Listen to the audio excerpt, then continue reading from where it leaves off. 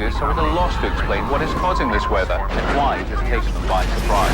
That sudden drop in temperature as half an hour ago. Mexican officials closed the border in the light of so many U.S. refugees. Be prepared to go live to Los Angeles. Are you getting into the camera? What you see is happening now. Look over there behind me! That's a tornado!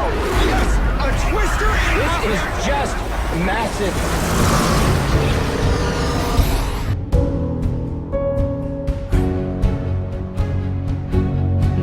The volcano on Sumatra, one of Indonesia's main islands, has been spewing clouds of searing gas high into the air since Monday.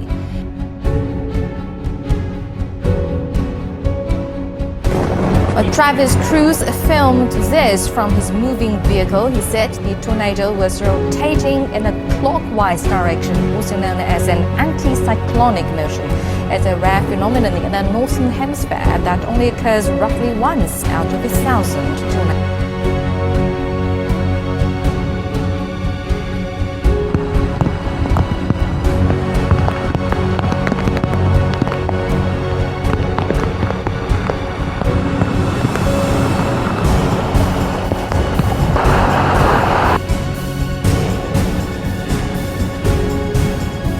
Have a look at these absolutely incredible clouds that people were seeing in parts of northwestern Indiana, northeastern Illinois. This was Wednesday evening, right around sundown, which made them even more spectacular. These are called mammatus clouds.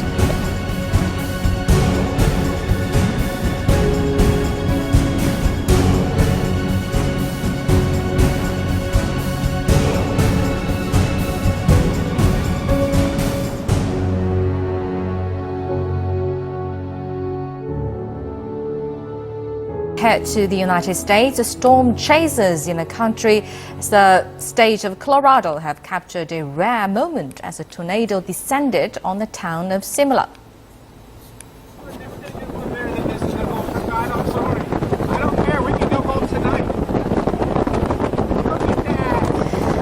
Travis Cruz filmed this from his moving vehicle. He said the tornado was rotating in a clockwise direction, also known as an anticyclonic motion.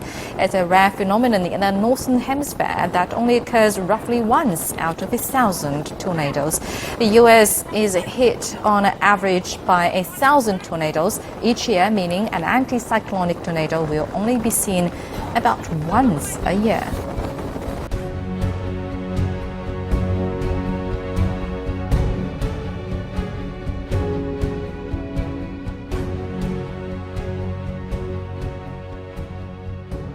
And over to Ukraine, where a huge fire broke out after a massive explosion in the patrol center near the capital, Kiev. Several firefighters are feared to have been killed as they try to put out the fire. Emergency officials say the explosion happened early Tuesday near the town of Vesikiev, which is about 30 kilometers south of Kiev. And so far, one death has been confirmed. 10 people have been taken to hospital after suffering serious injuries, and 3 firefighters are missing.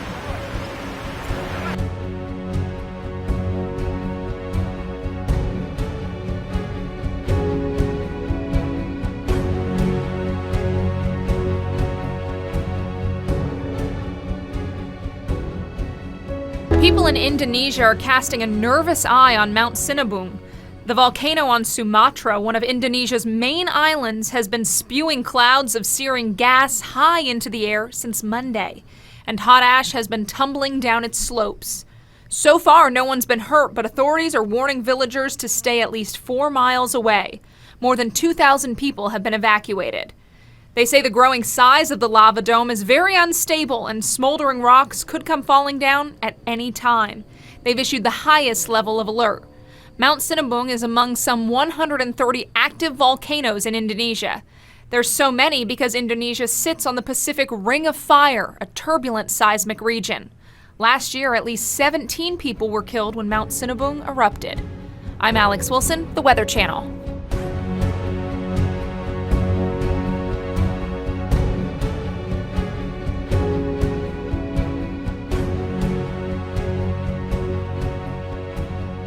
Tornado.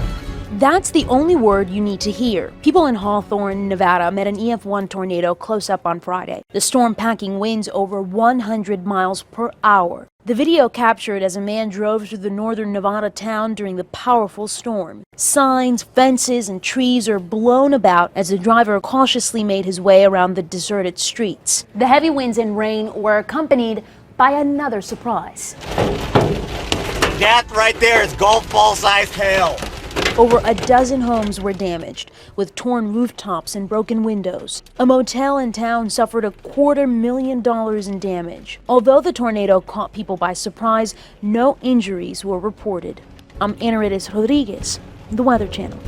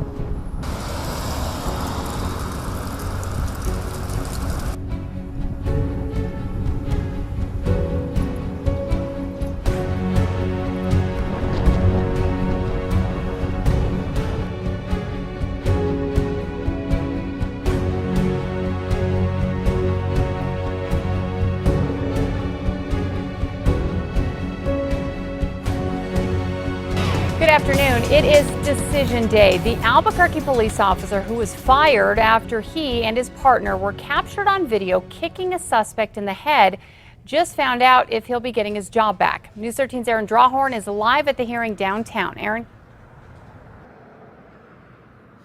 Yeah, Kim, within the last half hour or so, the city's personnel board delivered the news that Rob Wooliver didn't exactly want to hear. The news is he's going to stay fired from the Albuquerque Police Department. APD officers Wooliver and John Doyle are the two now fired APD police officers seen on surveillance video in this confrontation with a suspected car thief and also a white supremacist, by the way. His name, Nicholas Bloom. This happened back in February 2011 at the Hotel Barcelona parking garage. That's near Louisiana and Lomas. Wooliver is seen holding down the suspect. The officers maintain they weren't trying to kick him in the head at all. They were just trying to get him into custody. Wooliver was not present today, but the other officer in the video was.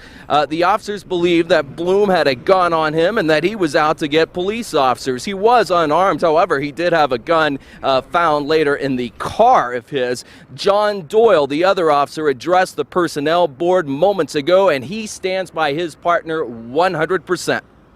Sometimes it doesn't look good, but when you look at what it is for what it is, we didn't have to shoot Nicholas Bloom that night, and we kept him from getting into a hotel full of people. We did the best we could. In a special assignment a couple years ago, Wooliver and Doyle told News 13 that APD made them scapegoats to look tough as they were getting investigated, especially with the Department of Justice stepping in. The Personnel Board moments ago voting by a vote of 2-1 to uphold APD's firing of Wooliver. Wooliver's attorney just told us out here in the parking lot about 5 minutes ago he's going to file an appeal first thing in the morning. Kim, I'll throw it back to you. Okay, thanks, Aaron. Now, Wooliver's partner, John Doyle, who actually did the kicking, is suing in district court to get his job back.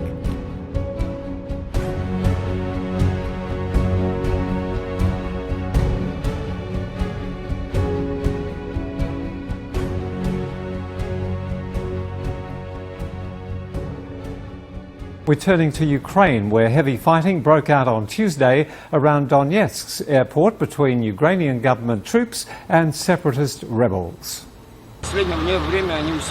Recently, their incoming fire has become stronger. It almost never stops. We are forced to suppress their fire all the times. In any case, if they don't stop firing, it will lead to the continuation of war. We will push them up to Kiev. Nothing good is coming. It will lead to the deaths of civilians on their sides and losses to the Ukrainian army. These recent heavy clashes in eastern parts of the country have raised fears that the region is about to fall back into full-scale war. A leader of the Organisation for Security and Cooperation in Europe called last week for resumed negotiations between the warring sides. The organisation has noted the movement and presence of heavy weapons and their use in areas where they're prohibited by the ceasefire agreement that was signed last February.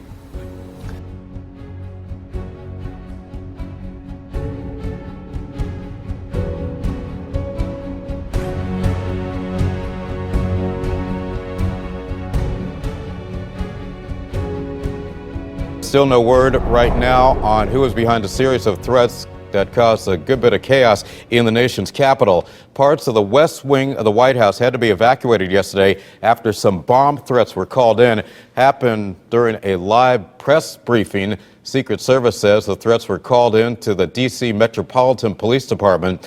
Press room was cleared so bomb-sniffing dogs could check things out. But when the media learned that the president and the first family were never evacuated, they had even more questions. I left the room at the same time that all of you did. I have complete confidence in the professionalism of the men and women of the Secret Service to make judgments about what's necessary to keep all of us safe. Now, the all clear was given about an hour and a half after the evacuation. President Obama and the first family, as mentioned, were in the White House the entire time.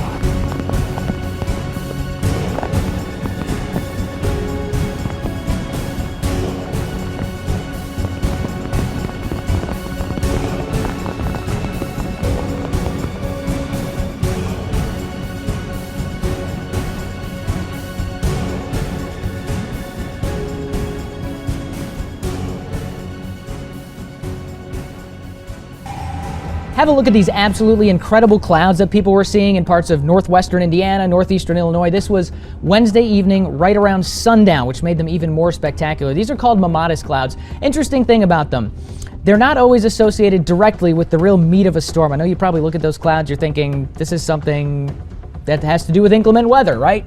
Well, yeah, kind of, but not directly, okay? It's part of the storm, but it's really far away from where the meat of the storm is. Here was the situation on Wednesday night.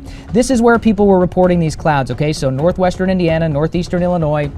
Storm was about 15 to 20 miles down toward the south. We've got to look at the storm in 3D to see where the anvil was, okay? And guess where it was? It was pointing directly north. So here we go. I'm going to tilt this around for you. Check this out. You want to talk about some weather geekery right there? Look at that anvil just blowing off toward the north. These guys were standing right under it, looking up at the mammatus, and they didn't even get anything bad as far as storms go.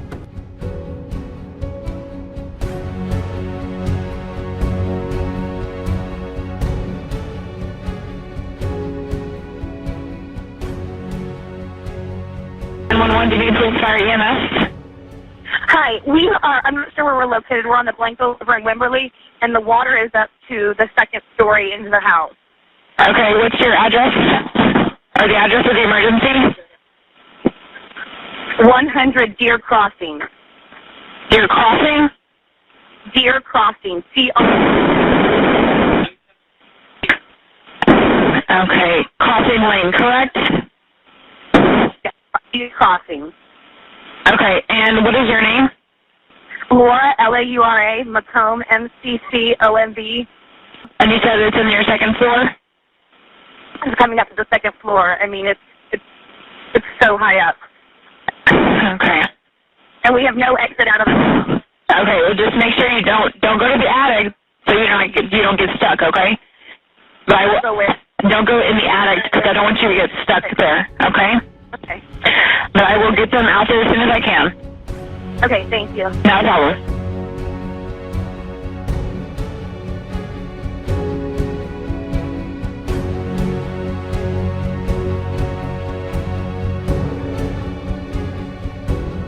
Jakari Jackson here. Now, you guys know earlier this year we were talking a lot about pro-gun legislation. There are always going to be people who repackage things and try to come after your rights in a different way. And case in point is this. New Obama policy would make merely posting firearm information on the internet a crime, which is completely ridiculous to me. Individuals would be in violation by merely posting information on the internet about common firearms, which could be interpreted as illegally sharing sensitive information with foreign nationals. So they're saying if you post on Facebook, if you post on Twitter, you could be potentially, I guess, in some backwards way informing ISIS of, how to make a printable gun, I guess is the stretch that they're going for here. And of course, we know ISIS is getting their grenades airdropped, Western governments. I don't know why they're so concerned about what people like Cody Wilson are doing. But it's not just the printable guns, whether it's the green tip ammunition that we saw earlier this year. The ATF said, yes, we want to reclassify the green tip ammunition. A lot of gun owners like, Now, do I think that's the end of it? Absolutely not. Also, the sanctions on the AK-47.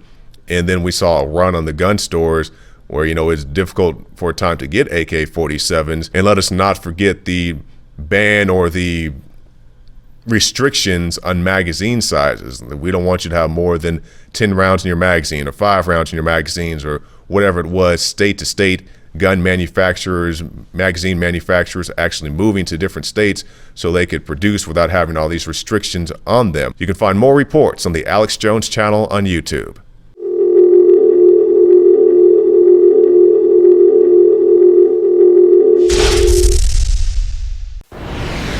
There's no doubt that our country is in serious trouble right now.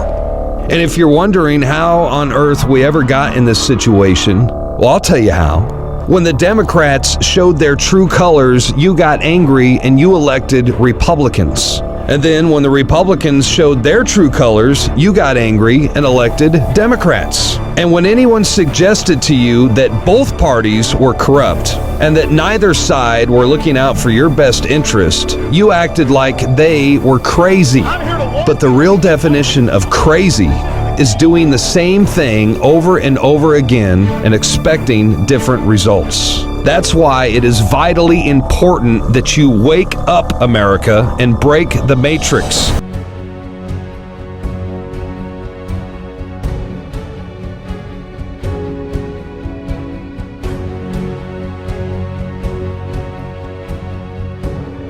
The latest harvest is ready for bottling at Psagot, an Israeli winery in the West Bank. Owner Jacob Berg says business is growing, but so is a boycott movement against his wine, produced in the settlements.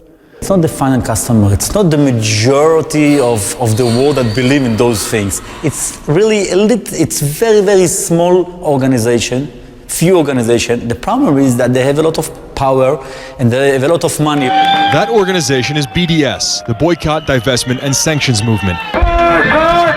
Co-founder Omar Barghouti started BDS a decade ago to force Israel to end what he says is a system of discrimination against Palestinians. His movement has activists in many countries and tens of thousands of followers on social media, growing at least in part, he says, because of Netanyahu's right-wing government.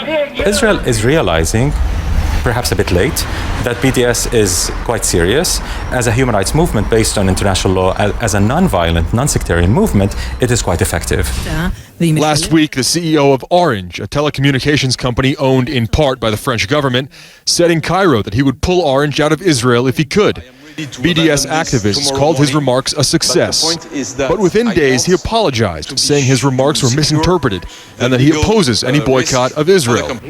In Las Vegas, Jewish American billionaires and political mega-donors Sheldon Adelson and Chaim Saban pledged to fight BDS. Saban spoke with Channel 2 Israel about the Orange CEO and the boycott movement. This isn't over.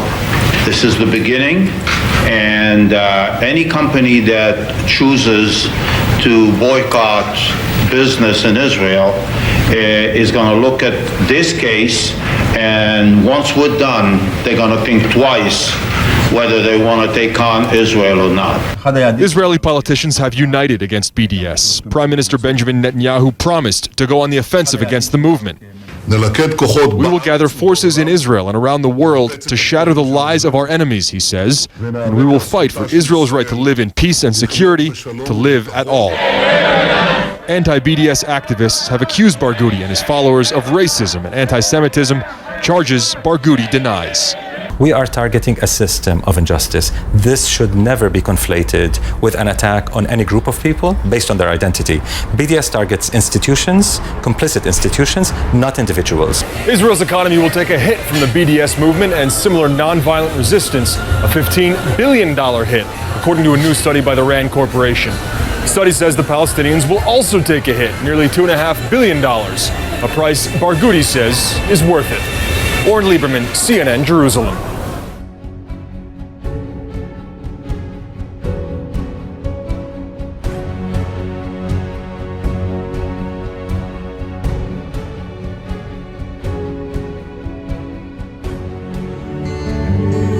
This morning, Malaysia is detaining 4 Western tourists who chose the wrong place to take a naked picture. They're accused of posing on top of a mountain that is sacred to local natives. Pictures posted on social media ended up being seen all around the world. Seth Doan is in Beijing with how the tourists are accused of causing a deadly earthquake. Seth, good morning. Good morning. Yes, posing nude is not typically blamed for triggering an earthquake, but that is the allegation in Malaysia. This photo purports to reveal what a Malaysian indigenous group says disrespected the spirits, those naked hikers posing on what some say is a sacred mountain. 4 people have been identified and were hauled in for a court hearing Wednesday. They're being held by Malaysian police and are expected to be charged Friday. The tourists include Canadian siblings, a Dutch citizen, and a British national. The Briton, 23-year-old Eleanor Hawkins, appears on the cover of several British tabloids today. This picture of her was allegedly taken just after she was detained by Malaysian authorities. We spoke with her father, Tim, this morning. He declined to go on camera, but later wrote, "We managed to speak to Ellie, and she is obviously quite scared and upset. She knows what she did was stupid and disrespectful and is very sorry." 6 days after the scandalous stripping session, the magnitude 6.0 earthquake struck on June 5th, killing 18, stranding hikers, and triggering landslides. Local authorities have expressed outrage over the nudity in this remote region. This is Sabah State's tourism minister. But it's something that is totally abhorrent and totally unacceptable to be done on a sacred mountain. In the Borneo Post, a deputy chief minister is quoted saying, "We cannot play around with the spirits." Mount Kinabalu is seen as sacred by some locals, and the UN considers it quite special too, dubbing the park around it a UNESCO World Heritage Site because of its rich biodiversity. The tourists face charges of committing obscene acts in public, which could carry a maximum sentence of 3 months in jail and a fine. A local tribe is said to be putting together a ceremony to try to appease the gods. Though, Sharon, it is worth noting that most Malaysians, particularly in urban areas, do not believe that this mountain is sacred at all. Oh my goodness.